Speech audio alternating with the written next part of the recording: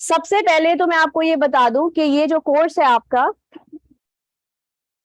इसमें ये चीजें हैं, ठीक है। ये देखने में कुछ चीजें बिल्कुल ऐसी लग रही होंगी कि वो शक्लें बता रही हैं मुझे आपकी, कि वो आप सोचोगे इससे हमारा क्या ताल्लुक, राइट? क्योंकि आप तो क्या पढ़ रहे हैं, ठीक है, आप तो चार्टर्ड अकाउंटेंट बन रहे हैं, so what do you have to do with these things, right? लेकिन we'll give you the proper rational for everything, ठीक है। ये सारी चीजों का कहीं ना कहीं इंप्लीमेंटेशन लाइफ में होता है, ठीक है।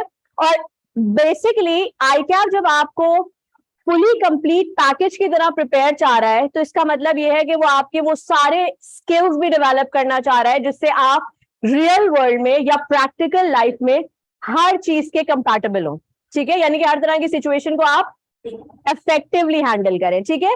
So effectiveness is very important in this course. Please इसको ऐसे मत लीजिएगा कि बस ये कोर्स है, सर्टिफिकेट मिल जाए, मैं कर दूं और निकल जाऊं, ऐसे नहीं।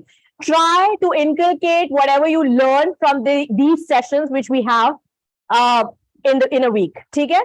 ये बहुत ज्यादा आपके लिए कोई बहुत ज्यादा बर्डनाइज सेशंस नहीं होंगे, कोई इस तरह के इसमें आपको इतनी ज्यादा नोट टेकिंग या बहुत ज्यादा रिगरस काम करने की या हर वक्त पढ़ने की या लेक्चर सुनने की जरूरत नहीं होगी। दैट इज वाई ये फिजिकल है, ठीक है। इसकी ऑनलाइन क्लासेस नहीं होंगी, तो आपको कुछ भी रिकॉर्डेड नहीं मिलेगा। हाँ, सही है, समझ आ रहा है? ओके, नो कंफ्यूजन हैं। जो बाकी सिटीज के लिए लोग हैं वो क्या करेंगे? वो अपने सिटीज में भी करेंगे, या अगर उन्हें मेरा ही कोर्स करना है तो वो यहाँ आएंगे, तो उनसे बोले आ जाए, मिसालियां पढ़ा देंगी, राइट? ठीक है। So let's begin with the content list. सबसे पहले we'll be starting with presentations, जो कि एक सबसे ज्यादा अहम फैक्टर है जो आप लोगों को पता होना चाहिए, और आपको ये भी पता होना चाहिए कि you people are living in 21st century. हर चीज प्रेजेंटेशन पे डिपेंड करती है। खाना खाने भी कहीं जाओगे रेस्टोरेंट में, तो जब तक चीज शक्लन अच्छी नहीं लगेगी नहीं लेंगे आप, ठीक है। So you always this is human nature कि we always go for looks, right? So presentation is very important. We are going to learn all the important elements of presentation, कि एक अच्छी presentation कैसी होती है और उसके लिए आप में क्या क्या होना चाहिए, right? Then comes declamation. Declamation का पता है क्या होता है? किसी को भी नहीं पता? तुम्हें तो पता होगा। Declamation speeches. हर वक्त लोग स्पीच दे रहे हैं आपके मुल्क में, आपको दिख रहा है, ठीक है। सो speeches are basically declamation. Declamation के लिए भी आपके पास कुछ एलिमेंट्स होते हैं जो आपको पता होने चाहिए। Only then you will become an effective speaker, ठीक है। फिर आ जाता है इंटरव्यू, बहुत ही अहम पार्ट जो आप सबको एक ना एक दिन देना है, ठीक है। सो इंटरव्यू हम सब जितने भी प्रोफेशनल्स होते हैं उन सब की जिंदगी का सबसे अहम इवेंट होता है, ठीक है। उस इवेंट को, वो इवेंट आपको पहली बार जब मिलता है, अगर आप उसी इवेंट को पहली दफा में इतना ज्यादा अच्छा यूटिलाइज कर लें कि आपका करियर वहीं से स्टार्ट ले ले, तो इसका मतलब है कि आपको इंटरव्यूज के बारे में सारी नॉलेज अच्छी तरह होनी चाहिए। ग्रुप डिस्कशन, क्योंकि हम अब एक ऐसे टाइम में हैं where things are changing rapidly, जल्दी जल्दी चीजें चेंज हो रही हैं, ठीक है। आज कुछ ट्रेंड है, कल कोई और ट्रेंड होगा, मे बी 2 हफ्ते बाद बिल्कुल ही ट्रेंड चेंज हो जाएगा, ठीक है। अगर आपको हर चीज के बारे में प्रॉपर नॉलेज होगी तो आप उस पर बात कर सकते हैं, लेकिन अगर आपको कुछ पता ही नहीं होगा तो आपको यही नहीं समझ में आएगा कि इस पे बात की कैसे जाए, ठीक है। सो मुझे कौन बताएगा कि कराची शहर में कितने लोग हैं, कितने % लोग हैं जिनके पास शेल्टर नहीं है, यानी कि उनके सरों पे छत ही नहीं है? अप्रोक्सीमेटली, ठीक है। टोटल कराची की आबादी इस वक्त जो गूगल आपको शो करेगा वो करेगा 16.840 फिर 000। अब आई don't know about the numbers. हाँ, ठीक है, इतनी आबादी है, उसमें से 13 मिलियन लोगों के पास शेल्टर नहीं है। 13 मिलियन, जी, ठीक है। Like they're homeless, they're actually sleeping on footpaths, ठीक है। तो ये सारी चीजें, अगर आपके पास सारी ये रिसर्च, सारी नॉलेज होगी तो आप लोगों से बहस कर सकते हैं, वरना फिर क्या होगा? जी नहीं जी नहीं जी नहीं, मुझे नहीं पता, तुम्हें ज्यादा पता है, मुझे ज्यादा पता है, ये हो रहा होगा। एंड दैट्स ऑल बेसलेस, ठीक है। डिस्कोर्स जो होता है वो टॉपिक बेस्ड होता है, यानी कि डिस्कशन अगर कोई टॉपिक या लॉजिकल सपोर्टिव आर्ग्यूमेंट के साथ हो तो वो बहुत ज्यादा पावरफुल और इफेक्टिव होता है, और उससे आपको कुछ सीखने को मिलता है, इवन अगर आप उस डिस्कशन को जीत ना भी पाए। लेकिन अगर वो सिर्फ बहस है और विदाउट एनी प्रायर नॉलेज है, या किसी रिसर्च या नॉलेज के बगैर है, तो वो सिर्फ क्या क्रिएट करती है? फसाद। ठीक है, तो फसाद नहीं क्रिएट करवाना है। और उसके बाद आ जाता है मोनोलॉग। ये कभी किसी ने सुना है? वैसे ये बिल्कुल माशाल्लाह हट के बात है ना? ओके, मोनोलॉग किसी ने सुना है क्या होता है? आप में से कभी लोग थिएटर्स देखने गए हैं? लाइव थिएटर्स, जैसे अभी अनवर मकसूद के प्लेज लगे थे, इस तरह की चीजें होती हैं, देखा है? तो कभी ऐसा देखा है कि उसमें एक कैरेक्टर खड़ा होके स्टेज पे कोई कोई बात कह रहा है और वो किसी और से डायलॉग उसका नहीं हो रहा है एक्सचेंज, वो आपसे कह रहा है एज एन ऑडियंस? देखा है कभी? होता है ना? That's a monologue. Monologue basically वो डायलॉग होता है या वो बात करने का तरीका। अच्छा, आप में से कितने लोग हैं जो टेक टॉक्स फॉलो करते हैं? वेरी गुड, जब भी टाइम मिले करना चाहिए, ठीक है? These TED Talks are basically monologues. What are they doing? They're sharing their life stories and then they're telling you their experiences और उसके थ्रू वो आपको एक मैसेज दे रहे होते हैं, ठीक है? इसी तरीके से प्लेज और थिएटर्स में क्या होता है कि डायलॉग डिलीवरी स्ट्रांग होती है, ठीक है? और उस डायलॉग से वो एक तरह से आपको एक मैसेज प्रोवाइड कर रहे होते हैं, ठीक है? समझ आ रहा है? राइट, ठीक है? तो बेसिकली मोनोलॉग क्या होता है? एक बहुत ही powerful conversation with large number of audience, जहां एक स्पीकर होगा, ठीक है, और बाकी सारे जितने होंगे वो लिसनर्स होंगे। फिर आ जाता है फीडबैक, जो सबको मिलता है और कुछ लोगों को बहुत ज्यादा तकलीफ दे लगता है और कुछ लोगों को बहुत अच्छा भी लगता है, डिपेंडिंग कि उनका रिजल्ट कैसा था, राइट? तो फीडबैक को देने के कई तरीके होते हैं। हम जो करेक्ट फॉर्म ऑफ फीडबैक है वो सीखेंगे, जो आपको एक फीड फॉरवर्ड रास्ता भी दिखाएगा, राइट? फॉर एग्जाम्पल, फीडबैक ऐसा होना चाहिए जिससे सामने वाले को सुनने के बाद ये समझ आ जाए कि उसे अब आगे क्या करना है, जिससे उसकी परफॉर्मेंस और ज्यादा इम्प्रोवाइज्ड हो जाए। इवैल्यूएशन है, लेकिन इवैल्यूएशन दो तरह की होती है। एक होती है जो टोटल नेगेटिविटी से स्टार्ट होती है और नेगेटिविटी पे खत्म हो जाती है। उससे आपको लर्न करने के लिए क्या मिलता है? नथिंग, जीरो, ठीक है? तो आपको फीडबैक ऐसा मिलना चाहिए कि आपको एक फीड फॉरवर्ड मैसेज मिले और आपको समझ आ जाए कि अब आपको क्या क्या चीजें करनी है, ठीक है? फिर आ जाता है रोल प्ले। ये कभी स्कूल में किसी ने किया है? बहुत जल्दी बताओ कैसे?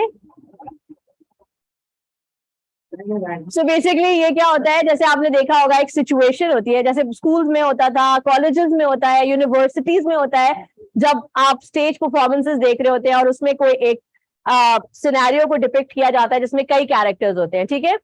क्योंकि ये रोल प्ले आपके करिकुलम में ऐड है, तो हमारे यहाँ का जो सब्जेक्ट होगा वो बेस करेगा रियल लाइफ सिचुएशन पे जो आप फेस करेंगे। So for example, it could be on interviews, ठीक है? किसी किस्म का मोनोलॉग, यानी कि ऊपर वाली जो चीजें उन्हीं में से किसी एक दो चीज के बारे में आप इन चीजों को डिपिक्ट करेंगे, ठीक है? क्योंकि जाहिर है आपका ताल्लुक दूर दूर से ना तो लिटरेचर से है, ठीक है, ना थिएटर से है, ना ही आपको आगे जाके ऐसा कुछ करने का दिल चाह रहा होगा, है ना? क्योंकि जिस तरह तुम लोगों को यहाँ तक आने में प्रॉब्लम हो रही है, इतने बड़े स्टेज पे जाने में ज्यादा प्रॉब्लम लग रही होगी। तो रोल प्ले हम करेंगे उन चीजों पे जो आपके अपनी सिचुएशन पे बेस करते होंगे, ठीक है? ये सारी चीजें हैं जो आपके कंटेंट लिस्ट में आती हैं। अब लेट्स सी कि आपको आईकैप ने जब ये सारी चीजें दी हैं तो उसमें उनका मेन ऑब्जेक्टिव है क्या, वो क्या चाह रहे हैं कि वो आपके अंदर डेवलप करें, ठीक है? सो दो चीजें मैं आपसे शेयर करूंगी, एक आईकैप ऑब्जेक्टिव और एक वो प्रोफेशनल स्किल जो इस कोर्स को या इस पर्टिकुलर कंटेंट को पढ़ने के अंदर के बाद आपके अंदर डेवलप होनी है, ठीक है? जब हम प्रेजेंटेशंस करते हैं तो प्रेजेंटेशंस में जो सबसे इंपॉर्टेंट चीज है वो है, क्या लिखा है ये पढ़ो,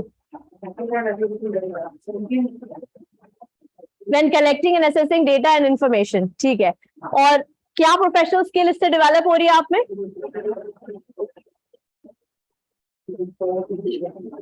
चलो भाई, सबकी रीडिंग तो अच्छी है, एक्सप्लेन कौन करेगा?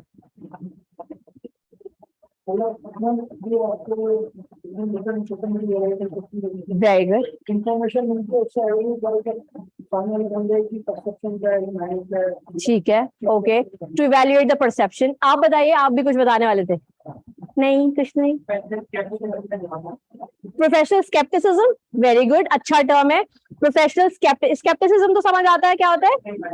Very good. किसी भी चीज को स्पेक्यूलेट करके उसके बाद कंक्लूजन ड्रॉ करना, बगैर किसी सोच समझ के एक अजम्पशन के बेसिस पे कभी कंक्लूजन नहीं बनाना है, ठीक है। तो ऑब्वियसली जो भी टॉपिक आप प्रेजेंटेशन के लिए आपको एक फ्रीडम है, आपको हमेशा ICAP एक फ्रीडम देता है, फ्रीडम ऑफ चॉइस देता है कि आप अपने मेन सब्जेक्ट से हटके किसी भी करंट अफेयर पे या किसी भी ऑन गोइंग ग्लोबल पर्सपेक्टिव पे एक प्रेजेंटेशन बना सकते हैं। It could be on world population, it could be on the deforestation, it could be on any sports which you want to introduce in your country और यहाँ आपको नहीं दिख रही है, उसके बहुत फायदे हैं, ठीक है। It could be about the environment, it could be about male female issues, right, gender discrimination जो कि दिख रहा है, ठीक है। तो ये इस तरह के किसी भी टॉपिक पे, जिस टॉपिक में आपको लगता है कि आप एक अच्छी रिसर्च ला सकते हैं, आपने काफी कुछ पढ़ा हुआ है, यू हैव प्रायर नॉलेज, आप उस पर प्रेजेंटेशन बनाएंगे और आपको मार्क्स मिलेंगे, ठीक है। और ये प्रेजेंटेशन इंडिविजुअल होंगी तभी मार्क्स मिलेंगे, यानी कि अकेले देनी है, ठीक है। तो यहाँ पे कोई ये ना समझे कि है जी, ठीक है। तो मैं ये हाँ, कितने मार्क्स के सब पता चलेगा। हाँ, प्रेजेंटेशन और मोनोलॉग में क्या फर्क है? I tell you. प्रेजेंटेशन में आपके पास सपोर्टिव रिसोर्सेज होंगी। फॉर एग्जाम्पल आप PPT यूज कर सकती है अपने प्रेजेंटेशन में, ठीक है। आप किसी किस्म का कोई, अगर आप फॉर एग्जाम्पल कोई एक डिस्प्ले देना चाह रहे हैं प्रेजेंटेशन में, तो आप अपने किसी भी पीयर से ये कह सकते हैं कि वो आपके साथ वो चीज परफॉर्म करने में आपकी हेल्प करे और फिर आप उसे डिब्रीफ करें, ठीक है। जब हम प्रेजेंटेशन स्किल्स पढ़ेंगे पहले, तो मैं आपको ये सारी चीजें बताऊंगी कि कितनी वेरियस तरीके से आप अपनी प्रेजेंटेशन डेवलप कर सकते हैं। जरूरी नहीं है कि सिर्फ पावर पॉइंट पे करें, क्या पता आप पहले से कोई वीडियो बना के लाएं, you will show the video, ठीक है, and then you will debrief that video in front of the audience. फिर आप उसमें Q&A भी रख सकते हैं if you want, it completely on your choice, ठीक है। तो इस तरह से बनती है प्रेजेंटेशन, जिसके साथ आपको एटलीस्ट ये जरूर डेवलप होना है कि आप जो भी सोर्स ऑफ इंफॉर्मेशन अपनी प्रेजेंटेशन में यूज करेंगे वो ऑथेंटिक होने चाहिए, ठीक है। और उसकी ऑथेंटिसिटी या उसकी क्रेडिबिलिटी का पता जब चलता है जब आप उसकी रिसोर्सेज को एक दफा क्रॉस चेक कर लें। ये नहीं कि मैंने इससे सुना और छाप दिया और फिर वो उसने कहां से ये पता किया, who knows, who cares, वो झूठ नहीं बोलता, ऐसे नहीं प्लीज, ठीक है। बिकॉज ये एक प्रोफेशनल लेवल का काम आप बना के देंगे जो कि एज अ रिकॉर्ड यहाँ रखा जाएगा, जिसकी बेसिस पे आपको सर्टिफिकेट मिलेगा, and that certificate is really really valuable for you when you go into the firms, ठीक है। तो इस वजह से आपको अपनी जो भी इंफॉर्मेशन आप इसमें यूज करेंगे वो बड़ी क्रेडिबल होनी चाहिए, ठीक है। आई एम श्योर आप लोगों को समझ आ रही होगी। Any question on presentation please? कोई और क्वेश्चन प्रेजेंटेशन पे? प्रेजेंटेशन पे क्वेश्चन है ना? Okay great.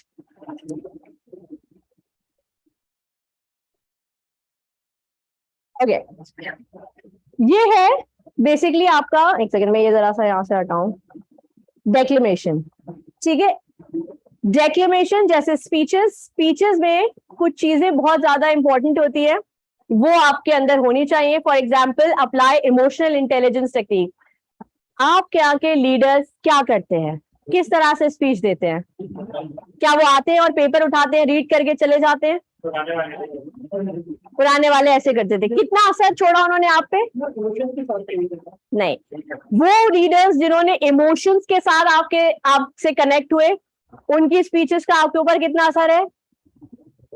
पहले था, मैं अभी की बात नहीं कर रही, I am just talking about few months before, may be a year before, काफी था, ठीक है, राइट। इट हैपेंस, पूरी दुनिया में यही होता है कि जितने भी स्पीकर्स होते हैं, और स्पेशली वो स्पीकर्स जो स्पीचेस दे रहे हैं या डेक्लेमेशंस में पार्टिसिपेट कर रहे हैं, उनका काम ही होता है 3 चीजों पे रिलाई करना, ठीक है। वो 3 चीजें क्या हैं? We'll learn when we'll start declamation, ठीक है। बट लेकिन उसमें से सबसे इंपॉर्टेंट फैक्टर होता है इमोशनली कनेक्ट। किससे कनेक्ट होना? ऑडियंस से, ठीक है। क्योंकि जितना आप ऑडियंस से कनेक्ट होंगे उतना आप उनके इमोशंस ट्रिगर करेंगे और वो आपकी बात को मान जाएंगे, क्योंकि बेसिकली आप एट द एंड कर क्या रहे हैं? कन्विंस, ठीक है, आप कन्विंस कर रहे हैं। Apply self esteem enhancement techniques while communicating. ये किसी को समझ आ रहा है इसका क्या मतलब है? ये क्या ऑब्जेक्टिव है? सेल्फ एस्टीम क्या होती है?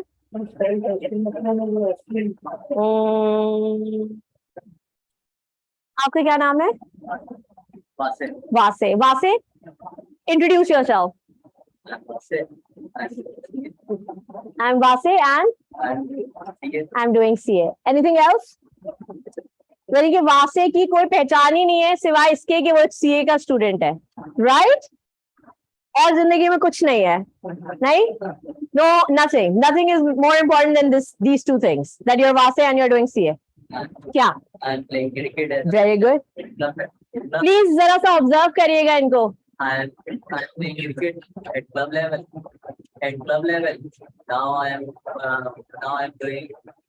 searching for a pump because only one people left. Okay, which one is that? Okay, great. ठीक है, अब आपने एक चीज नोट की, वासे ने जब इनिशिएट किया, जब स्टार्ट लिया, तो उनकी बॉडी लैंग्वेज और उनकी आवाज बिल्कुल ही कम थी, और उन्होंने सिर्फ एक चीज बोली थी, आई एम वासे, आई एम डूइंग सीए। ठीक है, फिर उन्हें ऐसा लगा कि बस यही उनकी पहचान है, लेकिन मैंने उन्हें क्या किया, मैंने उन्हें थोड़ा सा पुश किया। ठीक है, तो यानी कि as a speaker what did I do, I connected with him, I built up a rapport with him by looking into his eyes, और उससे क्या फर्क आया, उनकी बॉडी लैंग्वेज टोटली चेंज हो गई, और वो बिल्कुल आगे होके बोलेंगे, मैं स्पोर्ट्स में भी हूँ और मैं क्लब में भी होता हूँ, और अब मैं अच्छी फॉर्म ढूंढ रहा हूँ, मेरे सारे पेपर क्लियर है, एक रह गया है, वो भी क्लियर हो जाएगा, right? So basically self esteem आपका किस तरीके से बूस्ट होता है? When you connect emotionally with someone. जब तक आपकी बात में इफेक्टिवनेस नहीं आएगी, जब तक आप किसी को सुनेंगे नहीं, ठीक है? So if you don't listen to anyone, you won't create any effectiveness in your. देखो मैं आपसे बोल रही हूँ, आप मुझे कुछ बता रहे, आप जैसी बता रहे हो, एक सेकंड में फोन आ रहा है, ये क्या हो रहा है? ये रेपो आपसे मेरा डिस्कनेक्ट हो रहा है, और जैसे ही मेरा आपसे रेपो या कनेक्शन डिस्कनेक्ट हो जाएगा, you won't be able to understand my thing, और आप पता क्या होगा, आप अपने आप को फौरन शट कर लेंगे, आप मुझे कुछ भी नहीं बताएंगे, और आप कहेंगे बस ठीक है ना, इनको तो सुनना ही नहीं है, राइट? तो इसलिए हमेशा याद रखिए कि being a professional you need to be active and effective listener. ये पहली चीज है जो आपको हर चीज में याद रखनी पड़ेगी। जब आप ऐसे होंगे तो ऑब्वियसली आपके अंदर क्या चीजें डेवलप हो रही हैं?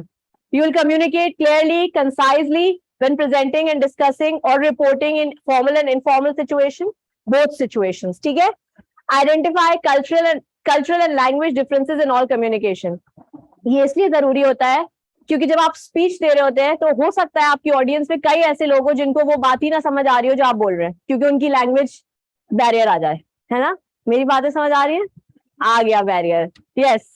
वो हंसी बता रही है कि बैरियर आ रहा है। भाई जहां पे बैरियर आ रहा हो हाथ उठा देना, मैं वो चीज एक्सप्लेन कर दूंगी, ठीक है, वो समझा दूंगी, कोशिश करूंगी। हो सकता है मुझे बहुत मोटी वाली उर्दू नहीं आती हो, लेकिन मैं किसी ना किसी तरह समझाने की कोशिश करूंगी, वरना यहाँ से कोई इंटरप्रेटर पकड़ लूंगी जो वो बता दे, ठीक है?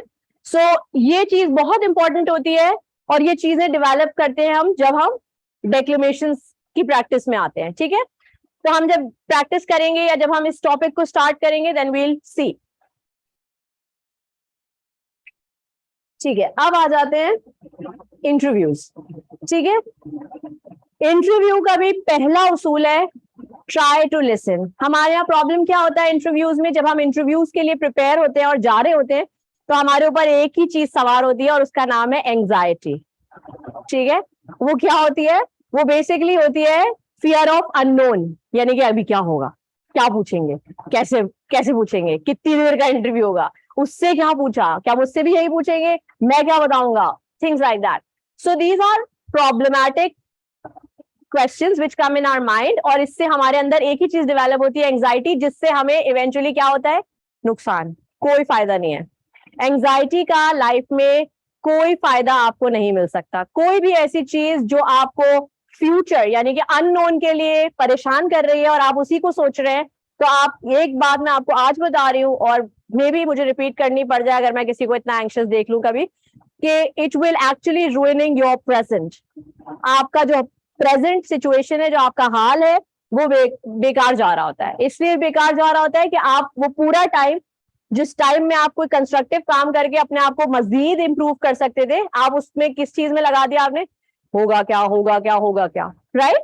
तो प्लीज कोशिश ये करिएगा कि जब हम इंटरव्यूज की प्रिपरेशन करें तो हम एंजाइटी कंट्रोल एक्सरसाइजेस भी करें क्लास में, ठीक है? जिससे हमें ये पता चल जाए कि उससे हम एग्जाम एंजाइटी, इंटरव्यू एंजाइटी या किसी भी तरह की प्रेजेंटेशन से पहले होने वाली एंजाइटी, यानी कि स्टेज पे आने से पहले वाली एंजाइटी, सबको ओवरकम करें। ठीक है, ये बहुत इंपॉर्टेंट है।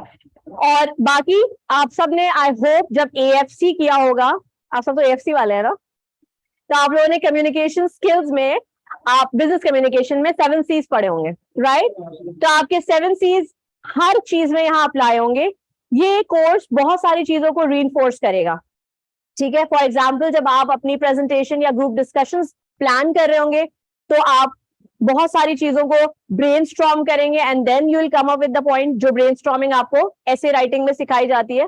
ठीक है, उसके अलावा आप यहाँ पर 7 C's की एप्लीकेशन करेंगे, क्योंकि 7 C's आपकी हर तरह की कम्युनिकेशन का बिल्कुल कोर पार्ट है, यानी कि उसके अलावा कम्युनिकेशन डेवलप ही नहीं हो सकती है। ठीक है, कहीं पे मैंने पढ़ा था कि कम्युनिकेशन इफेक्टिव होती ही जब उसमें नॉन वर्बल कम्युनिकेशन जो है वो बहुत ज्यादा इफेक्टिवली की जाए। ठीक है, सो दैट्स वेरी इंपॉर्टेंट। अब मैं यहाँ आती और आके आपसे कहती मैं आपको PPE पढ़ाऊंगी और इसमें बहुत सारी चीजें हैं और हम पढ़ेंगे और आज तो 2 घंटे हम सिर्फ ओरिएंटेशन पे बात करेंगे, तो आप लोगों की क्या होती वाइब इस वक्त?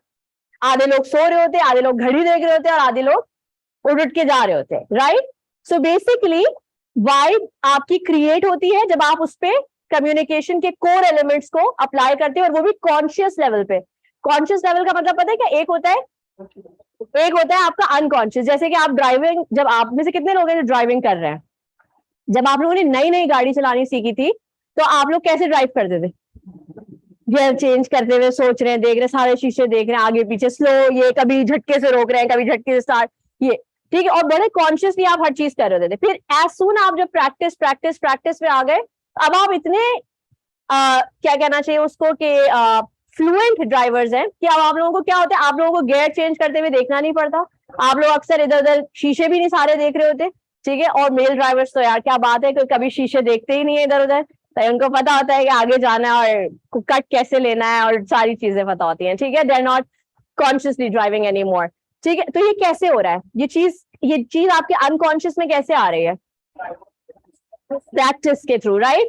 तो हमेशा याद रखें कि आप जब कॉन्शियसली ये चीजें अपने कम्युनिकेशन पे अप्लाई करेंगे, क्लैरिटी, कंसाइजनेस, ठीक है, और क्या चीजें, कर्टेसी, ठीक है, कंसिडरेशन, ये सारी चीजें जब आप अप्लाई कर रहे होंगे तो इससे होगा क्या कि ये चीज आपके अंदर डेवलप होने शुरू हो जाएगी, और इवेंचुअली जब आप प्रोफेशनल लाइफ में आएंगे तो आपकी कम्युनिकेशन इतनी ही क्लियर होगी। ठीक है, तो हम ये सारी चीजें इंटरव्यूज में भी देखेंगे और बाकी चीजों में भी अप्लाई होते हुए देखेंगे। Any question?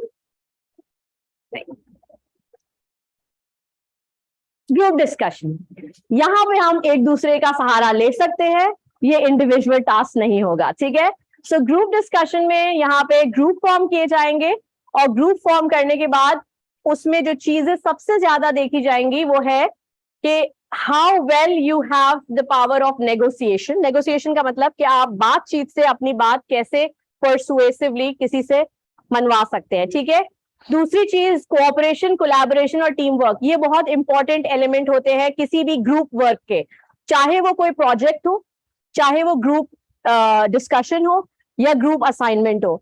अगर आप में ये 3 चीजें डेवलप हुई, ये 3 क्वालिटीज आपके अंदर हैं, तो आप एक अच्छे टीम मेट है। ठीक है, और आपके अंदर फिर क्या चीज इवेंचुअली डेवलप हो रही है? सेल्फ एस्टीम से आपको क्या पावर मिल रहा है? That you can be, negotiation भी आपकी डेवलप हो रही है। इन सब चीजों से आप एक लेवल ऊपर आके क्या बन रहे हैं? टीममेट से लीडरशिप स्किल्स है। ठीक है, एक अच्छा लीडर, उसकी निशानी यही होती है कि he knows how to work and take everybody as a team. ठीक है, टीम प्लेयर अगर है एक इंसान तो वो एक अच्छा लीडर भी बन सकता है। ठीक है, अगर उसमें टीम स्पिरिट नहीं है तो वो कभी भी एक अच्छा लीडर नहीं होगा, क्योंकि वो कौन होगा? कौन है आप? काम कर दो, हाँ ठीक है, उसका सब मेरा, credit mine, right? So you people have to develop these 3 things. और इससे एक और चीज का फायदा होगा, क्योंकि हमारे ग्रुप डिस्कशन के टॉपिक्स इतने वास्ट होंगे कि उसमें हमारे पास कल्चरल डाइवर्सिटी पे बात करने की काफी स्कोप है। ठीक है, जिससे हमारे अंदर एक और चीज डेवलप होगी, म्यूचुअल रिस्पेक्ट। ठीक है, म्यूचुअल रिस्पेक्ट का मतलब होता है कि for example most of us अल्हम्दुलिल्लाह are Muslims, right? So it doesn't mean that we should be always thinking it as an arrogant person कि हम तो भाई कोई superior beings हैं। नहीं, ठीक है। या if you all stay here in Karachi which is a metropolis in Pakistan, यानी कि इंडस्ट्रियल हब है, और हम यहाँ से ताल्लुक रखते हैं, बाकी लोग तो पता नहीं कहाँ से आए हुए हैं, आई डोंट केयर। ऐसा एटीट्यूड खत्म हो जाता है जब हम कल्चरल और लैंग्वेज डिफरेंसेस पे ओवरकम करते हैं, ठीक है। नहीं, मैंने किसी को कुछ नहीं कहा है, सॉरी, नो ऑफेंस, ठीक है। बेसिकली मैं आपको सिर्फ ये बताना चाह रही हूँ कि ये सारी चीजें आपकी खत्म हो जानी चाहिए जब हम इन चीजों पे काम करेंगे, ठीक है। क्योंकि इससे हमारे अंदर सबसे पहली चीज जो डेवलप हो रही है सुनने की, उससे हमें समझ आएगा कि कौन क्या बताना चाह रहा है, हम उसके पर्सपेक्टिव से जाके चीजों को सोचेंगे, ठीक है। प्रोफेशनल स्किल्स जो ये डेवलप करेगा, ऑब्वियसली कल्चरल डेवलपमेंट होगी आपके अंदर, लैंग्वेज आपकी आप, ठीक है। उसके बाद आपकी क्रिटिकल थिंकिंग इसलिए आ जाती है कि आपको पता होगा कि अगर सामने वाले ग्रुप ने एक पॉइंट थ्रो किया है तो आप उसके काउंटर में क्या या किस तरीके से अपने आप को डिफेंड करके एक प्रॉपर लॉजिकल पॉइंट लाएंगे। तो ऑब्वियसली आप हर चीज को क्रिटिकली सोचेंगे, क्योंकि देखिए ग्रुप डिस्कशंस में भी ये होता है कि आर्ग्यूमेंट्स क्रिएट होते हैं 2 ग्रुप्स के बीच में, 3 ग्रुप्स के बीच में, ठीक है। तो वहां पर अगर आपके पास लॉजिकल आर्ग्यूमेंट नहीं है, यानी कि ऐसा आर्ग्यूमेंट जिसको सोच के लो कि हाँ भाई इसमें सेंस है, तो फिर वो आर्ग्यूमेंट फेल हो जाता है, क्योंकि जज्बात हर चीज नहीं होती, आपको सोचना भी पड़ता है, ठीक है। And then present ideas and influence others to provide support and commitment, ठीक है। तो जितना ज्यादा आपके सपोर्टिव और कमिटिंग आइडियाज होंगे, जितनी ज्यादा वो रिसर्च बात होगी, जितना ज्यादा फैक्चुअल डिटेल्स आप देंगे, उतना ज्यादा आपके पॉइंट्स होंगे, ठीक है। Any problem in group discussion? ठीक है। मोनोलॉग्स, ठीक है। कितने लोग हैं यहाँ जिनको शेर और शायरी का शौक है? ग्रेट। आप लोग कुछ लिखते हैं? सिर्फ सुनते हैं? ओके ग्रेट, ठीक है, चलो कोई बात नहीं, लेकिन सुनते तो हैं, ठीक है। यानी कि कुछ लिखा है? अच्छा, सिर्फ सुनते हो, राइट। तो अगर आप में से किसी को मैं बोलूंगी यहाँ आके कुछ सुनाए जो आपका फेवरेट है,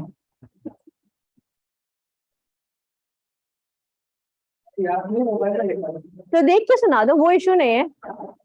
अगर मोबाइल पे भी, हाँ आ जाओ।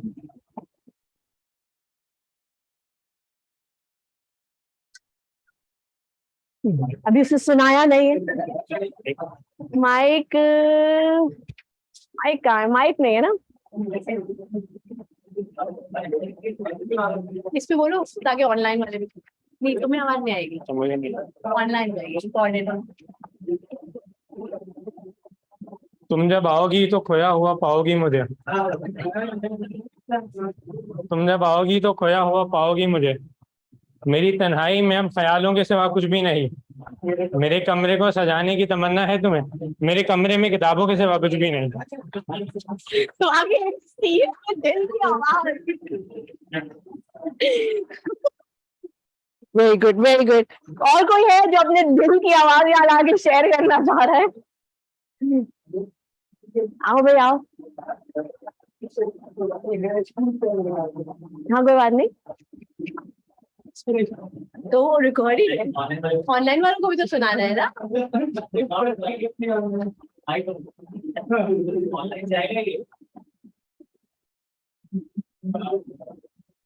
ये क्या हो रहा है? हम नाजुक नाजुक दिल वाले रोज स्कूल को आते थे। कभी पढ़ते वक्त आपस में हम किसी बात पे भी लड़ जाते थे। कभी पानी के बहाने से हम बाहर घूम के आते थे। कभी काम का, कभी टीचर को स्कूल का चक्कर लगाते थे। कभी ढेरों चीजें घूमने पर यूं ही मुस्कुराते थे। कभी पेंसिल खो जाना, कभी सबको डांट पड़वाते थे। कभी टीचर की तारीफ में हम ढेरों गुन गाते थे। हम टीचर को सॉरी कभी फोरा बैठ के भी जाते थे। हम नाजुक नाजुक दिल वाले रोज स्कूल को आते थे। पुराना स्कूल क्या था भाई, नॉस्टैल्जिक था बड़ा, ठीक है। यानी कि आपने अपने पुराने दिन याद किए, ठीक है, और उन्होंने बेचारे ने अपने प्रेजेंट सिचुएशन में रोना पड़ा, ठीक है। आपके पास कुछ है? कुछ है? आ जाओ। सुना दो।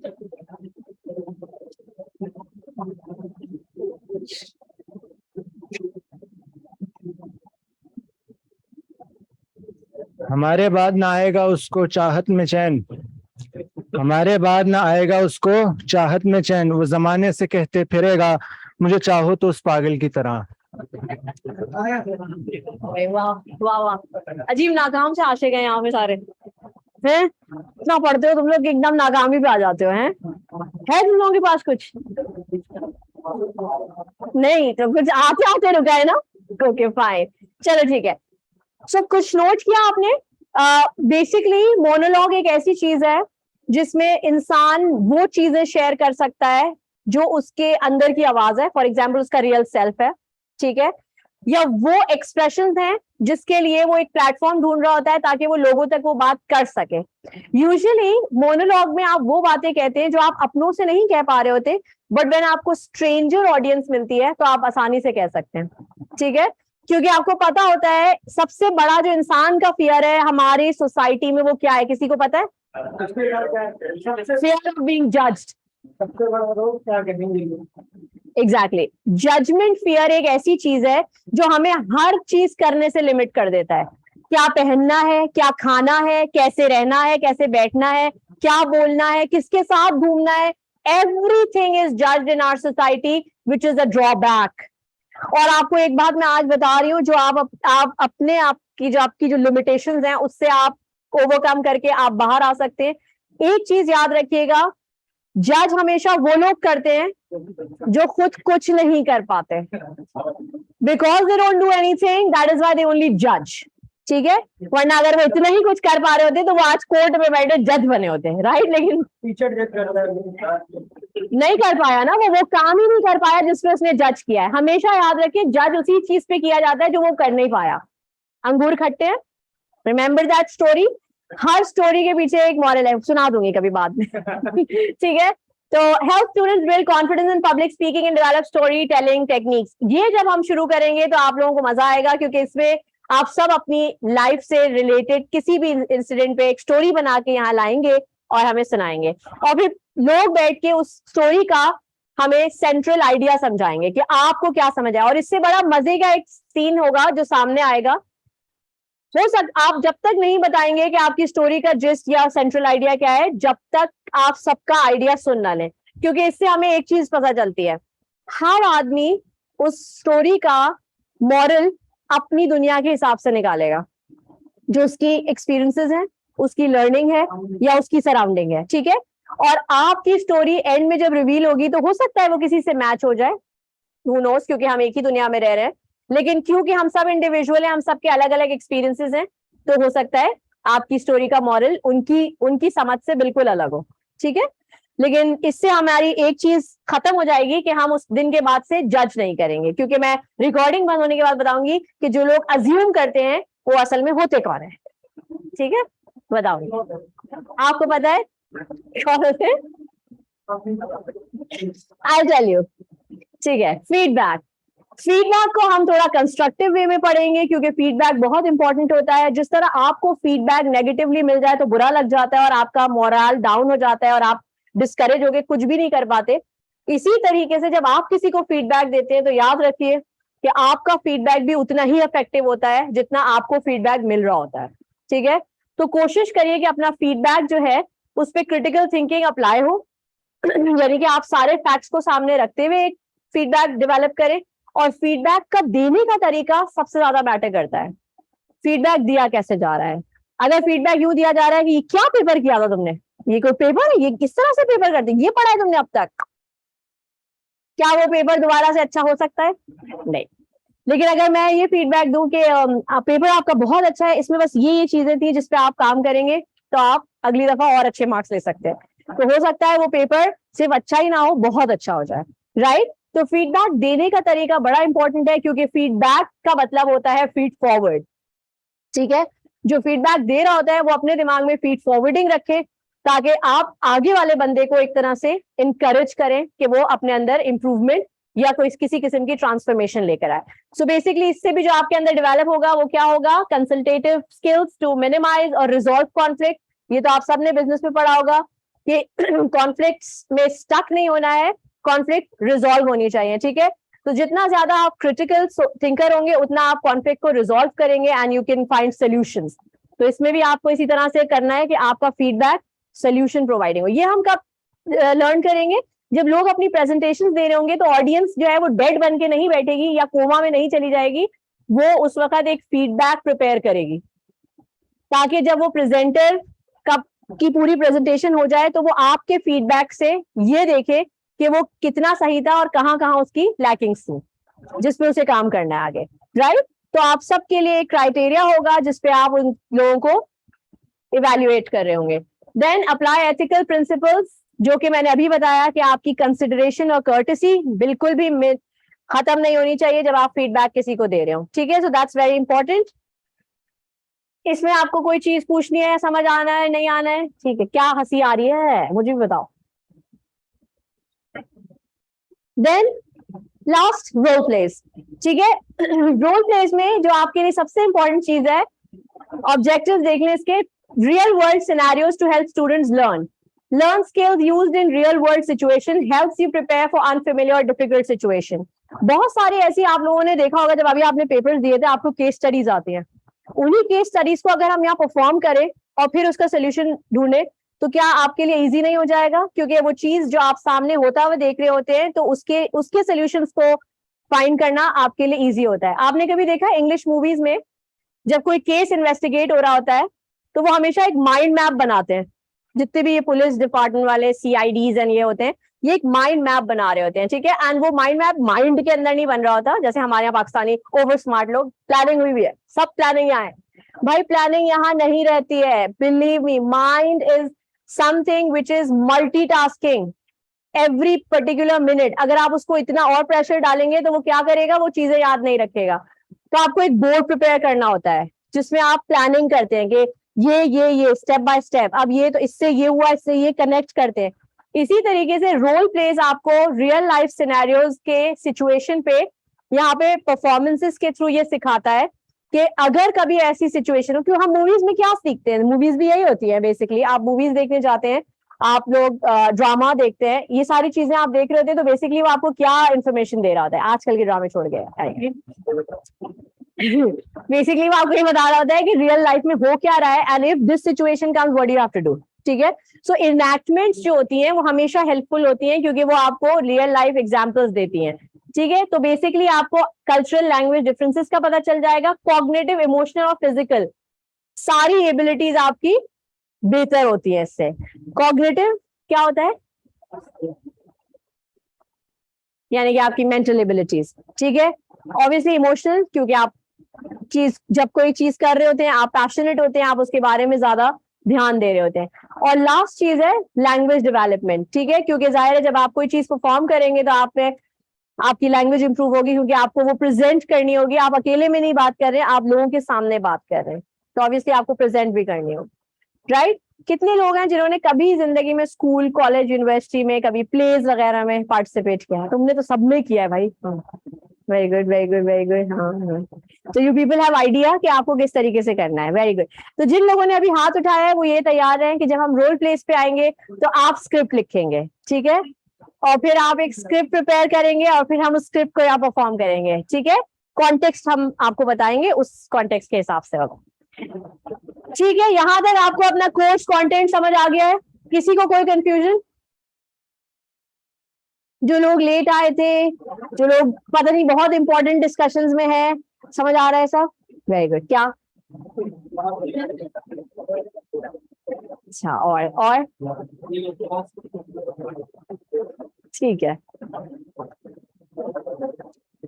ये है आपका अवार्ड क्राइटेरिया। ये जरूर आपको ध्यान में रखना है क्योंकि आपकी अटेंडेंस मैटर करती है, 75%, ठीक है। नहीं, मेरा नहीं, आई कैप, सब कुछ आई कैप, सर्टिफाइड आई कैप, राइट।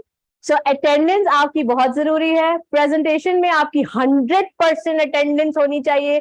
किसी ने भी ये मुझे कहानी सुनाई एक्सक्यूज के मिस वो पावर पॉइंट नहीं बन रही थी और आज मुझे पता नहीं था टॉपिक कैसे वह ये वो जो भी, नॉट एक्सेप्टेबल, ठीक है। पूरी प्रेजेंटेशन के मार्क्स आपके 75% काउंट होंगे।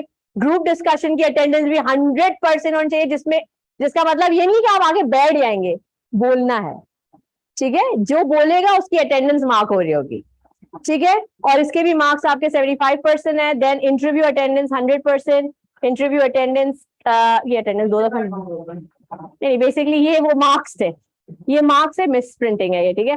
तो यहाँ पर ये भी 75% है, और असाइनमेंट टोटल आपका जो होगा ये रिटन नहीं है, ठीक है, ये ओवरऑल आपके जो भी परफॉर्मेंसेस का एक एग्रीगेट बनेगा वो बताया जाएगा, ठीक है। तो ओवरऑल आपको कितना स्कोर करना है, 100 में से 85, ठीक है, नॉट लेस देन दैट। इसका मतलब ये है कि जितनी एक्टिविटीज क्लास में हो सब में पार्टिसिपेशन लाजमी है हर किसी की।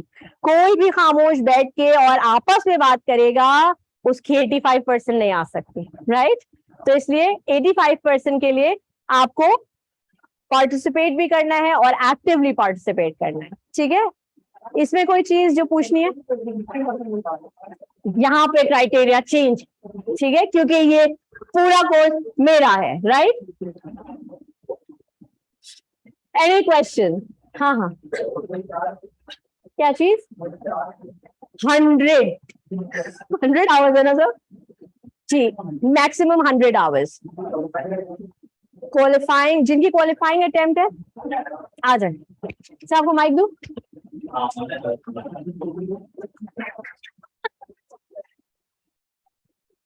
मेरी बर्थडे थोड़ी है। अच्छा, तो क्या करोगे? अच्छा, मैं शेर नहीं सुना रहा। सवालात। सबसे पहला सवाल ये है कि इस कोर्स का ड्यूरेशन क्या है, ठीक है।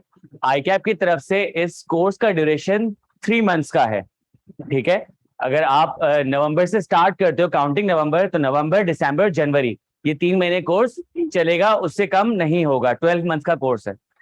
आवर्स की बात करें तो मैक्सिमम इसके आवर्स 9600 है, लेकिन हम इसको जो प्रोजेक्ट करेंगे वो 75-80 आवर्स में इसको कंप्लीट करा देंगे। सही है। अगला सवाल ये आएगा कि जिसने पीसीएससी और राइटिंग स्किल्स कंप्लीट कर लिया है तो उनके लिए ये पेपर एग्जाम्प्ट है, पीसीएससी और राइटिंग स्किल्स दोनों। सवाल, सर अगर मैंने राइटिंग स्किल्स पीसीएससी कंप्लीट किया, पीसीएससी के 30 आवर्स मैंने क्रेडिट आवर्स पूरे कर लिए, तो क्या मुझे इस कोर्स में रिडक्शन मिलेगी? तो ऐसी कोई चीज नहीं है, आपको पूरा कोर्स करना पड़ेगा। देखो, रिड्यूस कर सकते हैं, ऐसी हमारे पास जो है बेसिकली मौजूद है, क्राइटेरिया हमारे पास मौजूद है। लेकिन जैसे कि मिस ने भी आपको बताया कि अब सिर्फ आप यही देखोगे ना, प्रेजेंटेशन, स्पीच, डेक्लेमेशन, मोनोलॉग और पब्लिक स्पीकिंग, इन 5 चीजों में ही बहुत डिफरेंस है। तो जब आप फर्म में जाओगे, आपका इंशाल्लाह इंडक्शन हो जाएगी अच्छी फर्म में, तो वहां पे आपके पास मौके आएंगे पब्लिक स्पीकिंग के, प्रेजेंटेशंस के, स्पीच के और डेक्लेमेशन के, इन दोनों में भी फर्क है। तो आप लोगों को पता होना चाहिए। और आईकैप की तरफ से मैंडेटरी है कि हर बच्चे की कितनी 4 प्रेजेंटेशंस, प्रेजेंटेशन मतलब स्पीच, प्रेजेंटेशन, सारी चीजें ये सबमिट होगी आईकैप में। हर बच्चे की कितनी 4, नॉट मोर देन 5 मिनट्स, मतलब 2 मिनट की, 3 मिनट की, 4 मिनट की, 5 मिनट की प्रेजेंटेशन सबमिट करनी है। तो अगर आप लेट सपोज 30 स्टूडेंट्स क्लास में बैठे हुए हो और सबकी जब ये एक्यूमुलेट करोगे 4-4, तो यही वैसे बहुत सारे आवर्स बन जाते हैं। तो आवर्स को रिड्यूस करने का मतलब ये है कि इस कोर्स के एसेंस को खत्म कर देना। मिस जाहिर सी बात है आपको लेक्चर्स देंगी, फिर उसके बाद आप लोग प्रैक्टिस करोगे, फिर कुछ प्रिपेयर्ड स्पीचेस होंगी, फिर इम्प्रॉम्प्टू होगी सारी चीजें, रोल प्लेस भी रिटर्न होंगे, इम्प्रॉम्प्टू भी होंगे। अचानक से खड़ा कर दिया, सिचुएशन दे दी कि डिस्कस करो, तो करना पड़ेगा। और बिल्कुल अच्छी बात कही है, आईकैप में भी टोस्ट मास्टर्स है, तो it leads you towards toast masters, और बेहतरीन ये प्रोफेशन है। आपको पता है ऑर्गेनाइजेशन में सक्सेस जो होती है उसको 70% क्रेडिट जाता है कम्युनिकेशन को, 30% आपकी टेक्निकल स्किल्स को जाता है। तो ये सारी चीजें आपको पढ़नी पड़ेगी। इस कोर्स को रिड्यूस कर सकते हैं, लेकिन हम नहीं कर रहे। आपको हम लोग यहाँ पे जैसा मैंने बताया कि मैक्सिमम मार्क्स, मैक्सिमम ड्यूरेशन इसका 100 है, लेकिन हम आपको कोशिश करेंगे कि 70 to 100 में रख के इसको करवाएं, ताकि हर चीज को अपना प्रॉपर टाइम मिले समझाने के लिए, प्रैक्टिस करने के लिए, और फिर इसको इंप्लीमेंट करने के लिए, और अल्टीमेटली जो आपकी जो परसेंटेजेस लिखी हुई है इस क्राइटेरिया को मीट करने में। पीसीएससी वाली बात समझ आ गई? पीसीएससी के 30 आवर्स आपके पूरे भी हुए हैं तो भी आपको ये पूरा करना पड़ेगा। कोई एग्जामिशन आईकैप की तरफ से नहीं है, हम कर सकते हैं रिड्यूस, लेकिन बेसिकली 70 आवर्स तक कराया जाएगा। फिर राइटिंग स्किल्स और पीसीएससी वाली बात समझ आ गई। फिर मोड ऑफ क्लासेस क्या होगी, ये मैं ऑनलाइन ये बात कह देता हूं, ये मैंने ग्रुप में एक जगह कम्युनिकेट कर दिया था कि ये ऑनलाइन भी हो सकता है। आईकैप ने मुझे कम्युनिकेट किया है कि पीपीई का कोर्स फिजिकल होगा। आईकैप ने कहा है, उनके डायरेक्टिव्स में लिखा हुआ है कि ये कोर्स फिजिकल होगा, ना इसकी रिकॉर्डिंग होगी आपकी प्रेजेंटेशंस वगैरह सेंड करने के लिए आईकैप को, अदरवाइज रिकॉर्डिंग्स आपके लिए अवेलेबल नहीं होगी। सही है, हम आपको दे सकते हैं हर्ट्ज क्या, लेकिन अटेंडेंस आपकी पूरी करना भी जरूरी है। सही है।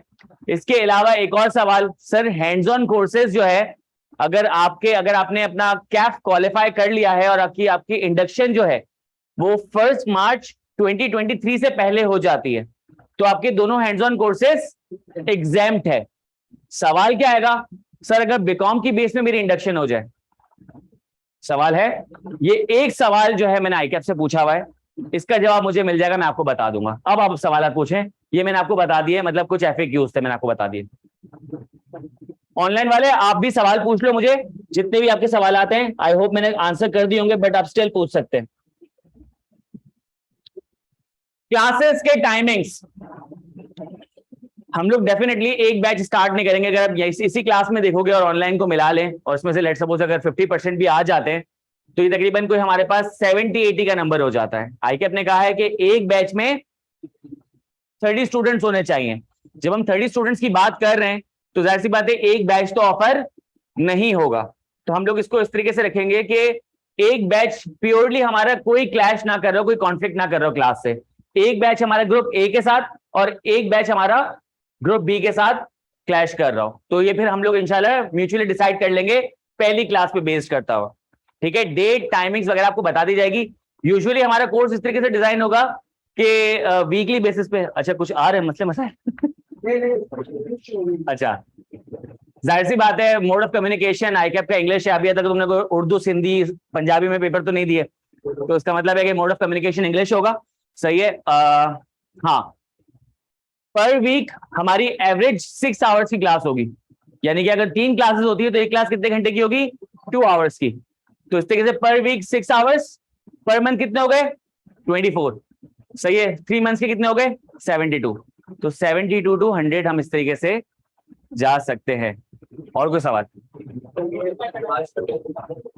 क्वालिफाइंग अटेम्प्ट, क्वालिफाइंग अटेम्प्ट के लिए कम ड्यूरेशन होगा। मैंने बताया तुम्हें इसका कि आईकैप ने कहा है कि 3 महीने तो जाना पड़ेगा, तो ड्यूरेशन में तो कोई कॉम्प्रोमाइज कर ही नहीं सकते ना। हाँ, कोर्स आवर्स की बात कर रहे हो ना, तो कोर्स आवर्स को 70 से कम करना मतलब क्वालिटी को कॉम्प्रोमाइज करने के बराबर है। ठीक है, तो कोशिश ये रहेगी कि हम आवर्स कम नहीं करें, लेकिन जो दूसरी चीज है मंथ्स कम करना, कि 2 महीने में करवा दे, 1 महीने में करवा दे, तो करवा ही नहीं सकते। तो 72 का मे भी कुछ आवर्स आगे पीछे हो जाए, वो जाहिर सी बात है, एक बच्ची की क्वालिफाइंग अटेम्प्ट, उसके जो कोर पेपर्स है उनको भी देखना है। लेकिन हैविंग सेड दिस कि हम कोर्स को कॉम्प्रोमाइज कोशिश करेंगे ना करें। ठीक है, और सवाल? एक मिनट सोर्स यार, अगर हम लोग नवंबर से स्टार्ट कर रहे हैं, तो नवंबर दिसंबर जनवरी, तो आपके एग्जाम से पहले कंप्लीट हो जाएगा ये। एग्जाम की बात कर लो। देखो, इंडक्शन के लिए क्या जरूरी है?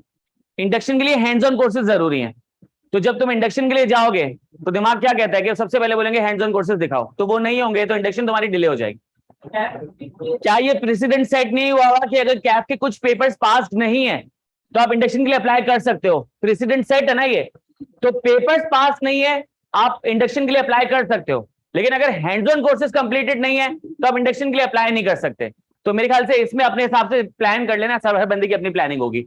सवाल मिस, ऑनलाइन कोई ऐसा सवाल हो जो? मैंने बता दिया, एक ऑनलाइन का पूछ सकते हैं, ऑनलाइन होगा, ऑनलाइन नहीं होगा। कितने लोग का एक टाइम डेज पूछ रहे हैं, तो वो मैंने कहा आपको ओरिएंटेशन के बाद पता वो आपको हम लोग हर जो भी लेट्स सपोज 2 या 3 बैच फाइनलाइज होते हैं ना, तो उसके हिसाब से आपको टाइमिंग्स बता दिए जाएंगे।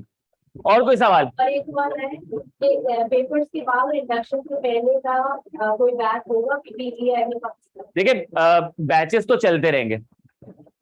चलते रहेंगे, उनको किस तरीके से लेके चलना है, किस तरीके से अकोमोडेट करना है। आपको पता है कि हमारे पास limited time, limited space, limited faculty है, तो जाहिर सी बात है कि ये जो 24 घंटे, ये जो 3 महीने, इनको किस तरीके से प्लान करना है, हम आगे चलते रहेंगे। बैच 1 ऑफर होगा, फिर बैच 2 होगा, बैच 3 होगा, चलता रहेगा ये। तो पॉसिबिलिटी है कि मार्च में भी हम कुछ ऑफर कर रहे हो, तो मार्च अप्रैल में हम कुछ ऑफर कर रहे हो, फरवरी में तो फरवरी मार्च अप्रैल, तो ये बैचेस तो चलते रहेंगे। और कोई सवाल? तुम्हारा सवाल का जवाब मिल गया था? तुम्हारा सवाल था हाँ यार, देखो पॉसिबिलिटी ये है कि कोई बच्चे ग्रुप ए के पेपर्स ले ही नहीं रहे हो, पॉसिबिलिटी है कि कुछ बच्चे ग्रुप बी के पेपर्स नहीं ले रहे हो, तो ये तो बन जाएगा। ये तो इंटरनल इश्यूज है, मसले की बात नहीं है। और अगर ऐसा हो रहा होगा कि 60 स्टूडेंट्स ऐसे हुए जिनका क्लैश बन ही रहा है, तो हम दोनों बैचेस फिर क्लासेस के अलावा ऑफर कर देंगे हम लोग, क्योंकि सिर्फ ये नहीं है, पीपी नहीं है, हमारे पास MS ऑफिस भी है, फिर हमारे पास डाटा एनालिटिक्स, फिनटेक और डाटा मैनेजमेंट का कोर्स भी है, जो बेसिकली सी फाइनल का है, तो करना पड़ेगा। शेड्यूल आपको मिल जाएगा। हम लोग बेसिकली यही चेक करना चाह रहे थे कि कितने स्टूडेंट्स, आप लोगों की अटेंडेंस हो गई है, आप लोग काइंडली अपने अटेंडेंस कर लीजिएगा। हमें जो सफिशिएंट इन्फॉर्मेशन चाहिए उसको बेस करते हुए हम आपको शेड्यूल शेयर कर देंगे। इंशाल्लाह 2 से 3 दिन में हमारी क्लासेस स्टार्ट हो जाएंगी। और कोई सवाल?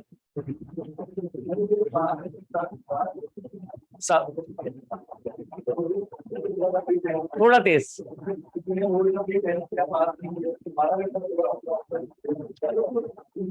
किसी ने कोर्स, यार देखो हर चीज क्लास के अंदर हो रही है, हर चीज क्लास के अंदर हो रही है, ठीक है, समझते हैं ना इसको? अच्छा है, चलो सवाल अच्छा है, एम्बिग्यूटी खत्म हो जाएगी, समझते हैं इस चीज को।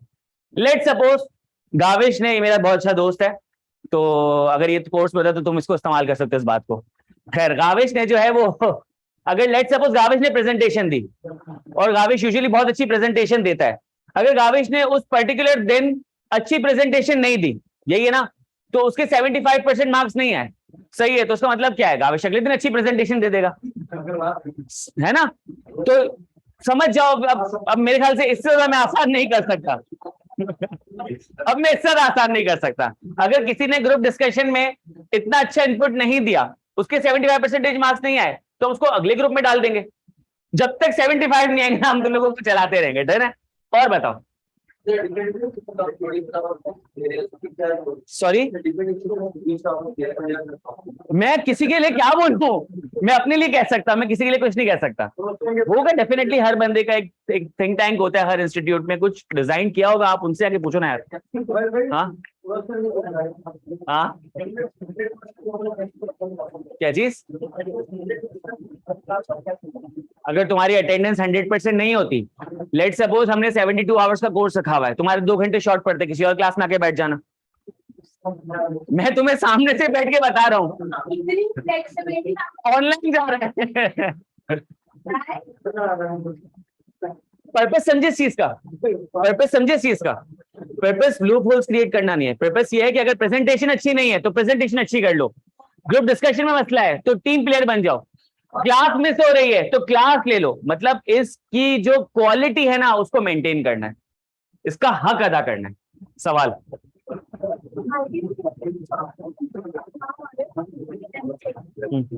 आ जाएगा, आ जाएगा, आ जाएगा।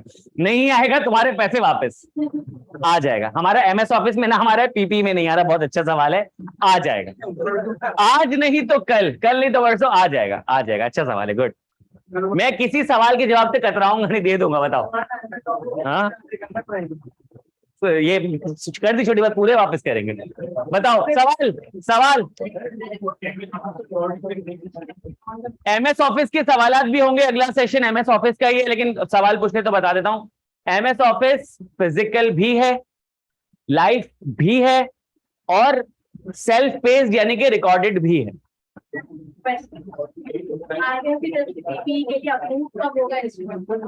अभी तो जवाब दिया, आज भी हो सकता है, कल भी हो सकता है, परसों भी हो सकता है, कभी भी हो सकता है, कभी भी अनाउंसमेंट आ सकती है, कभी भी नाम अपडेट हो सकता है।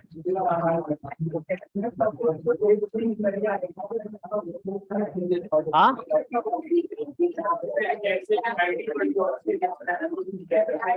MS ऑफिस, MS ऑफिस के सवाल शुरू हो गए। MS ऑफिस के FAQs डिस्कस कर लेते हैं भाई। MS ऑफिस भी मोर और लेस सेम ड्यूरेशन है। MS ऑफिस 3 महीने में होगा। MS ऑफिस हम लोगों ने जो प्लान किया वो 72 आवर्स में हो जाएगा। 3 महीने की क्लासेस होगी, हफ्ते में 6 घंटे की क्लासेस होगी, 3 तो मतलब 2 ठीक है। महीने में 24, 3 महीने में 72, सही है। ये कोर्स जो आपके पास फिजिकल, ऑनलाइन, रिकॉर्डेड मौजूद है। इसके अलावा जो, हाँ, AFC 4 की बेसिस पे ये एग्जाम्प्ट नहीं है, AFC 4 की बेसिस पे कोई क्रेडिट आवर्स पे रिलीव नहीं है। इसकी क्वालिटी मेंटेन करने के लिए हम आपको 72, 75, 80 आवर्स पढ़ाएंगे। तो जब इसकी क्वालिटी कैसे मेंटेन करेंगे? जो इसका कोर्स कंटेंट है, आपने AFC 4 पढ़ा हुआ है? किस किसने पढ़ा हुआ है? हैंड रेज करें। मतलब 80% लोगों ने पढ़ा हुआ है।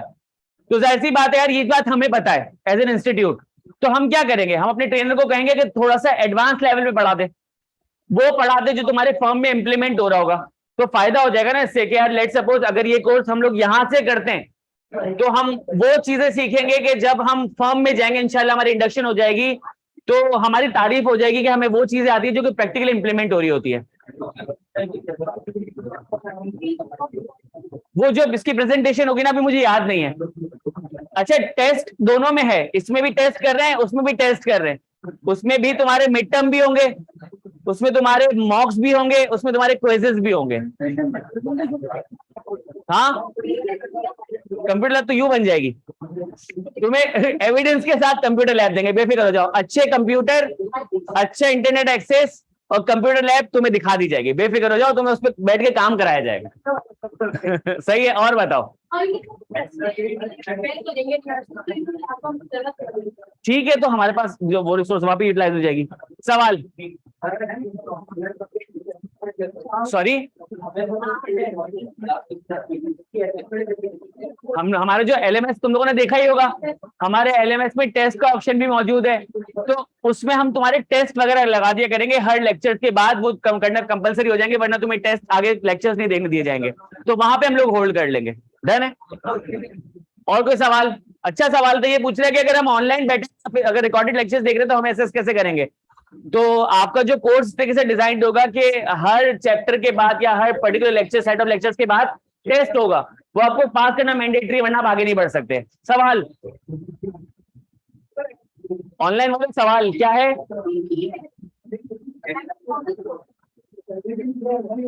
आज के 2 आवर्स काउंट होंगे पीपी के? होंगे 3 बच्चों ने तो प्रेजेंटेशन भी दी है, वो काउंट नहीं होगी। अच्छा, सर किसने प्रेजेंटेशन दी हुई? मैंने बता दिया इसका, हसन मैंने इसका बता दिया तुम्हें। अगर तुमने PCSC किया हुआ है, तुमने राइटिंग स्किल्स नहीं किया हुआ तो कोई रिलीफ नहीं है। पीपी ऑनलाइन नहीं हो सकता। और कोई फीस एक कोर्स की फीस 10,000 रुपए है। जो आज ऑनलाइन, जो आज फिजिकल आए हुए हैं और जो ऑनलाइन आए हुए हैं, अपना डिटेल्स दे दो, उनको डिस्काउंट मिल जाएगा। तो ये तुम लोगों का फायदा है। तो जो अभी आया हुआ है वो अटेंडेंस शीट फुल कर लेना, डिस्काउंट मिल जाएगा। और बताओ, हाँ डिस्काउंट मिल जाएगा भाई। जो ऑनलाइन आए हुए हैं और जो फिजिकल है आज के सेशन में, उसको डिस्काउंट मिल जाएगा। और बताओ, तुम अच्छी बाजार बन गया। और बताओ, मुझसे बात करो ना, मुझसे बात करो, सवाल तुम्हारे, मैं जवाब दे रहा हूँ, कोई और थोड़ी देगा। तुम दोगे जवाब? बताओ। सर आपको कॉल जाता हूँ, यही लिखते हो फिर, क्या कहना चाह रहे हो, मैं जवाब दे दूंगा। और मार्क माय अटेंडेंस सर, हो गई। ऑनलाइन वालों को अटेंडेंस लगवा दें, हो गई ना बस। हमजा, अभी तुमने नाम लिखा हुआ है अपना। सर दोस्त हुए यार, मैं देखो भाई, जितने भी फिर से मैं बता दूं, जिनकी क्वालिफाइंग अटेम्प्ट है, अंडरस्टैंड कि यार उनको ये होगा कि कैप के पेपर्स पास करने हैं, ये हैंड्स ऑन कोर्सेज का क्या करेंगे। जैसे अब तक चीजें मैनेज करते आए, उस बेचारे ने तो पूरा शेयर कर दिया, वो किताब एक कमरे में पड़ी है वाला। तो तुम लोगों को थोड़ा सा मैनेज करना पड़ेगा, इसकी क्वालिटी पे कॉम्प्रोमाइज नहीं कर सकते। 35 घंटे में कोर्स करा दें और तुम लोग करके भूल जाओ। फिर उसके बाद तुम लोगों ने ग्रामर कब से पढ़ना शुरू की थी, कुछ याद है? 4th क्लास से। इंटरमीडिएट वाले 4th क्लास से पढ़ते हैं। 4th में पढ़ते हैं, 5th में भूल जाते हैं, फिर 5th में फिर पूरी पढ़ते हैं, 6th में फिर भूल जाते हैं। इस तरीके से चलते चलते 12th कर लेते हैं, फिर भूल जाते हैं। उसके बाद ASC में फिर पढ़ते हैं और उसके बाद भूल जाते हैं। फिर उसके बाद पढ़ने का मौका नहीं मिलता, क्योंकि कैफ फिर मौका नहीं देता। उसके बाद फिर बिजनेस लॉ में गुलाबी इंग्लिश लिखते हैं, 8 मार्क्स आते हैं, फिर बोलते हैं हम फेल हो गए, हम तो जबरदस्त लॉ लिख कर आए हैं। वो जबरदस्त लॉ एकदम तुम कोई पढ़ लेना तुम्हारे घर वाला तो तुम्हें पता चलेगा। तो कहने का मकसद ये है कि इस कोर्स की क्वालिटी कॉम्प्रोमाइज नहीं करनी। AFC में पढ़ा था, MS ऑफिस पढ़ा था, लेकिन जैसा तुम लोगों ने पढ़ा था तुम लोगों को याद है। अब जो पढ़ेंगे ना तो ऐसे पढ़ेंगे कि इंशाल्लाह वो रिटेन रह जाएगा। सर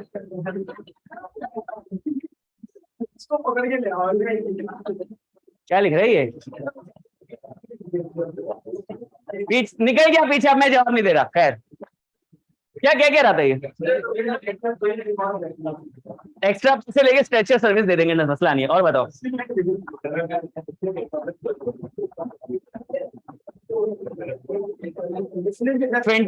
फिनटेक का जो है वो ट्रेनर, ये वाला सवाल का जवाब एक तो हो गया कि बीकॉम की बेसिस पे अगर आपकी इंडक्शन हो जाती है तो एग्जामिनेशन मिलेगी कि नहीं, पहला ये सवाल का जवाब है। दूसरा सवाल ये अच्छा है कि फिनटेक का कोर्स है वो कैफ वाले कर सकते हैं या नहीं, ये मैं ट्रेनर से पूछ के बता देता हूं। अभी इंशाल्लाह जो ट्रेनर आ जाएंगे। फिर इसी से एक और सवाल निकलता है कि सर जो पीआरसी के मासूम बच्चे क्या ये अभी कर सकते हैं हैंड्स ऑन कोर्सेज? इसके सवाल का जवाब भी मुझे आईकैप से लेना। तो 3 हो गए हमारे पास। और कोई ऐसा सवाल है जो अभी तक हमारा रुका हुआ है? डन, खत्म, जबरदस्त हो गया। मिस कुछ ऐड करना चाहे तो? कोई और सवाल? मिस फेल तो नहीं कर दी ना किसी को? ये मिस बताएंगे। Thank you. भाई देखिए, मेरे सामने ना फेलियर वो होता है जो ट्राई करना छोड़ दे। अगर जिस तरह सर ने आपको बताया है कि आपकी फाइनल डे परफॉर्मेंस या रिकॉर्डिंग परफॉर्मेंस में कोई फ्लॉ है, किसी भी वजह से आपकी उस दिन की परफॉर्मेंस बेस्ट परफॉर्मेंस नहीं है और आपको लग रहा है कि इसकी वजह से आपके मार्क्स कम है, आप दोबारा रिकॉर्ड करा लें। क्योंकि सबसे बड़ी जो आपको इसमें एक बेनिफिट और एक फैसिलिटी अवेलेबल है वो ये है कि इट्स एन इंटरनल असेसमेंट। ठीक है, इंटरनल असेसमेंट का फायदा यही होता है कि आपका असेसर आपके सामने है, वो आपको पहली परफॉर्मेंस पे एक फीडबैक देगा। ठीक है, और उस फीडबैक के थ्रू आपको ये समझ आ जाएगा कि आपको कहाँ कहाँ इंप्रूव करना है, ताकि अगली परफॉर्मेंस जब आप रिकॉर्ड कराएं तो वो आपकी बेस्ट परफॉर्मेंस हो। तो इसलिए फेल होने के चांसेस इसमें नहीं है। हाँ, उसके लिए जरूर है जो एक ही दफा फेल हो गया और बोले अब तो मैं नहीं दूंगा और अब मैं नहीं कर सकता। ठीक है, because if you keep on trying definitely there will be no failure. और कुछ क्या है भाई? सर हमारे भी आंसर कर दें भाई। तो बताइए क्या क्वेश्चन है सर? अगर कोई स्टूडेंट एज अनरजिस्टर्ड ट्रेनी काम कर रहा हो, कॉस कैप क्वालिफाई नहीं हो पाया, लास्ट क्वालिफिकेशन जरूरी है।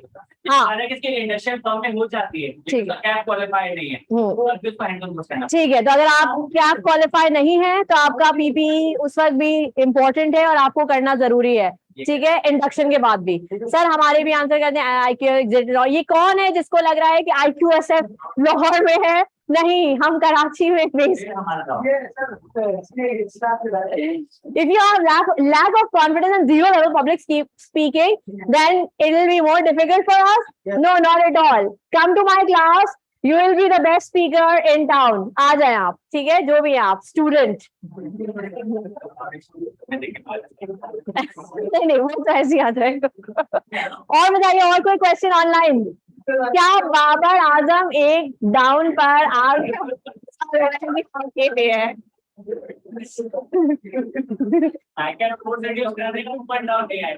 हाँ, तो अब्दुल रहमान आप कराची आ जाइए, हम आपको कराची में कोर्स करा देंगे। राइट, ठीक है। एनी क्वेश्चन यहाँ फिजिकल स्टूडेंट्स के पास? और कोई क्वेरीज और कोई एंजाइटी इश्यूज जो आपको क्लियर करने हैं कोर्स स्टार्ट होने से पहले, तो आप पूछ सकते हैं। ठीक है, बहुत सारी चीजें होती हैं जो कोर्स शुरू ना होने से पहले आपके दिमाग में होती हैं और आपको ऐसा लग रहा होता है कि पता नहीं ये हम किस तरीके से करेंगे। नो वरीज, आप ठीक है, इसका मीडियम इंग्लिश जरूर है, लेकिन ऐसा नहीं है कि मैं आपको बिल्कुल ऐसा कहने या बैठने या उठने बैठने पे आपके वो लगा दूंगी फाइन के बगैर इंग्लिश के आप मुझसे बिल्कुल बात ना करें। ऐसा नहीं है। जो चीज आपको ना समझ आए आप अपनी लैंग्वेज में पूछे प्लीज, लेकिन उर्दू में ही पूछिएगा। नो, अपनी उतनी रीजनल में मत पूछिएगा ताकि मैं भी परेशान हो जाऊं। ठीक है, so I try to explain things as simple as possible. ठीक है, लेकिन जाहिर है क्योंकि आपका एक मीडियम है और उस मीडियम को आपको मेंटेन करना है, वो आप ही के लिए बेनिफिशियल है। आपके पेपर्स भी अच्छे होंगे, आपकी रिटन स्पोकन इंग्लिश अच्छी होगी। जिस तरह सर ने कहा, हम जिस दौर में रह रहे हैं यहाँ आपका सबसे बड़ा जो एसेट है आपकी पर्सनालिटी बिल्डिंग में वो है कम्युनिकेशन स्किल्स। जिसकी कम्युनिकेशन स्किल्स स्ट्रांग है वो एक बहुत टॉप नॉच पोजीशन पे भी बैठ सकता है, चाहे उसकी क्वालिफिकेशन या एक्सपीरियंस बहुत ज्यादा ना भी हो। ठीक है, तो communication matters a lot in every field, so please try to be casual, formal करके आनी होगी। क्या कैजुअल चलेगी? अच्छा, ड्रेसिंग, हाँ, जब आपकी फाइनल प्रेजेंटेशन होगी, जिस दिन आपकी फाइनल प्रेजेंटेशन है, उस दिन आप फॉर्मल ड्रेसिंग में आएंगे। फॉर्मल ड्रेसिंग का मतलब है you will be wearing a formal dress, the attire which you use in the professional environment, ठीक है? यानी कि आपकी ड्रेस पैंट, शर्ट, और इफ इट्स विंटर तो आप टाई भी लगा सकते हैं, ठीक है? That's the best thing. और आप फिर यहाँ पर प्रॉपर देंगे। चप्पलों में आके यहाँ प्लीज मुझे प्रेजेंटेशन नहीं दीजिएगा कि ऊपर सूट है नीचे चप्पल, डोंट डू दैट, क्योंकि आप ओवरऑल कैमरे में आ रहे होंगे, ठीक है?